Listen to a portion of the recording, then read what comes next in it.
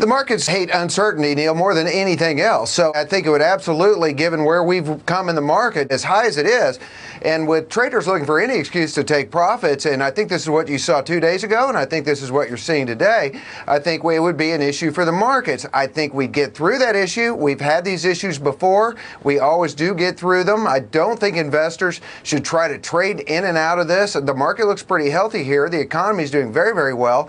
The news that we've seen out of Apple today is pretty representative of news we've seen across the board on these companies.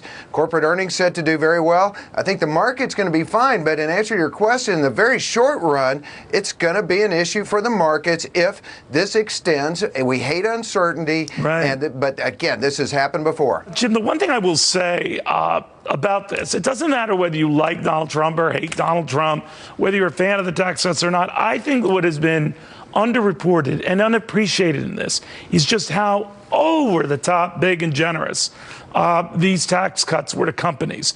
So big, so generous, that whether it's the lower rate at 21% or the tax forgiveness rate, we're at one-time charge of 15.6%, they're trillions in the money. And they're sharing the loot with more than their shareholders. My point is that I don't think this was factored in to economic considerations or even market considerations, that for average folks, this could be a lot more dollars than was originally anticipated.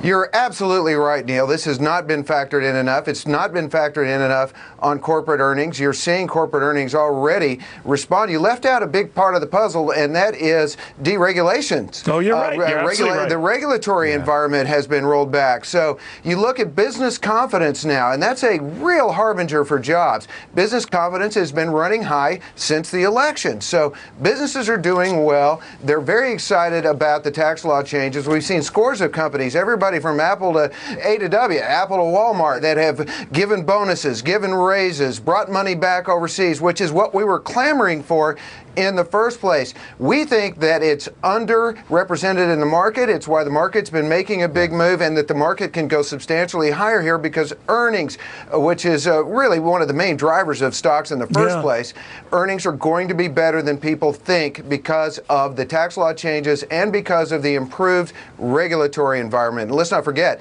we may have the first 3% GDP growth year in 11 years here. So the economy's doing pretty well. Markets usually don't die of overvaluation. Markets usually don't die of old age. They usually die because a central bank gets over aggressive and raises rates too fast.